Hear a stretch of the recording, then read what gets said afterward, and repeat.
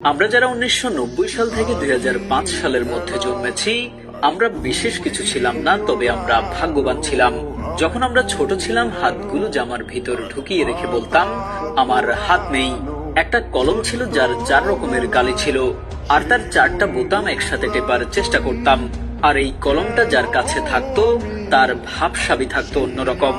আমাদের সময় 1 হাত সমান কলম পাওয়া গেলেও আমরা আবার কলম কেটে কেটে অনেক ছোট কলম আবিষ্কার করতাম। দরজার পেছনে লুকিয়ে থাকতাম, কেউ এলে চমকে দিব বলে। সে আসতে দেরি করছে বলে অধৈর্য হয়ে বেরিয়ে আসতাম। রাতে হাঁটার সময় ভাবতাম, আমি যেখানে যাচ্ছি 4টাও আমার সাথে যাচ্ছে। কারেন্টের সুইচের 2 দিকে আঙুল চেপে সুইচটাকে অন অফের মাঝামাঝি অবস্থানে আনার চেষ্টা করতাম। স্কুলে যাওয়ার সময় সবাই একসাথে দৌড়াদৌড়ি করে যেতাম।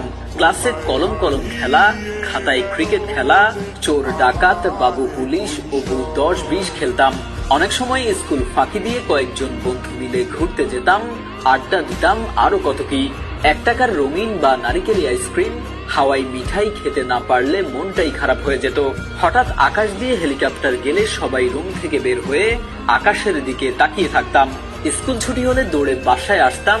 মিনার কার্টুন দেখবো, সিসিমপুর দেখবো।